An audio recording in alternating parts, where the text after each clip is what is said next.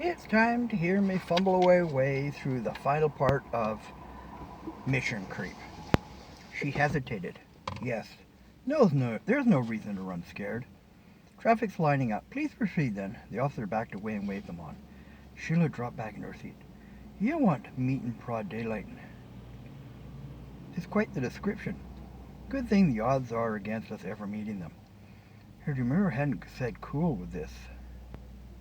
Which suggested she'd fallen back on analytics to hide her feelings. One more factor he could use. Of course, they had no chance of encountering them in such a big community. We'll soon be at my place, safe behind my security system. That is good.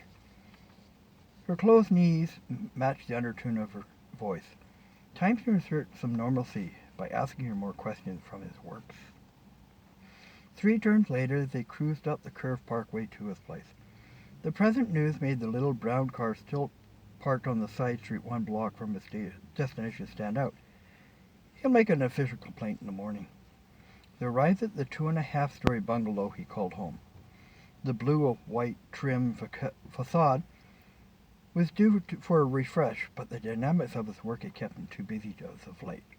Sheila had popped into his life at just the right time. His thumb hit the button that opened the parking door, and he turned them into a spacious stall. We've arrived. She sat forward again. You call this humble?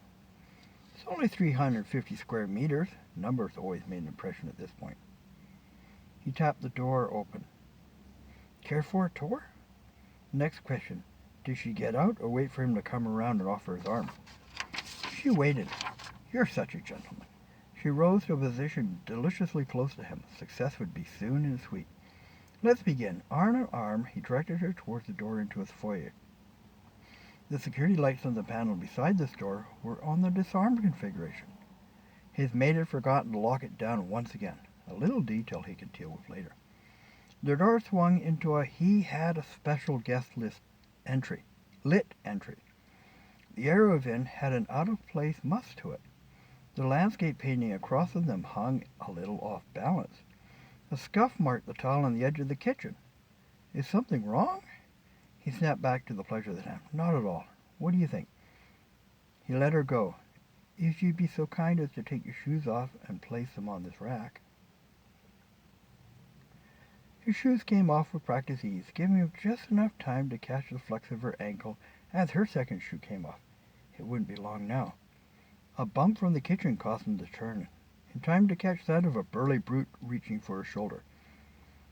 A scuff from his entrance space heralded the arrival of a Scarface man, followed by a third he identified by his crooked nose. Sheila squeaked as Scarface pushed her past Crooked Nose. Make yourself comfortable. Burley had him erect and stumbling after her before he had time to take it all in. Looks like this house comes with servants after all, boss, Crooked Nose spoke with a throaty growl.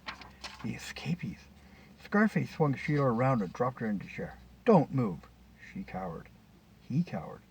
Burley grabbed his lapel while the other two moved to either side of him. Get this, we're staying for a few days, and you're going to make sure the heat doesn't bother us. Sheila let go a loud sigh. Then, without lifting her head or straightening her cowed shoulders, said, I can't let that happen. Burley spun around and pulled her chin up. What did you? His head snapped back as she drove her palm up under his chin before he doubled over. She slammed her fist into his gut. Crooked Nose stepped forward, only to be driven into the wall by a foot she planted in his chest. Before Scarface could even bring his knife up, she snapped his weapon around behind his back and had the blade at his neck. She leaned in close to his ear. It would be so easy, but then some poor grunt would be stuck cleaning up all that blood. She moved, and Scarface staggered off balance before letting out a yell when a loud snap came from the knee she sidekicked. Crooked Nose had come off the wall, but before he could come close, she had taken his outstretched arm, dropped to her knee, and thrown him over her shoulder to the crash into the coffee table. A leap back to her feet put her in position to snap Burley's head up and drive a hand into his neck before he swung around with a snarl on his face. A gurgle escaped his lips, and he dropped to the floor. It had all happened so fast. 3 of the ugliest men he'd ever met now lay sprawled across his living room. Sheila, his dainty Sheila, stood over them with the air of a professional wrestler sizing up an opponent. His heart pounded in his ears. She gazed at him with eyes that contained neither anger or fear or even the slightest hint of shame. The nearest chair became a place of refuge when his legs threatened to give out. She took a step toward the now groaning, loud enough to be heard over Scarface Moan's crooked nose. Now would be a good time to call the police and an ambulance. He felt his personal calm with a shaking hand. Yes, I'll get right on it. That's the spirit.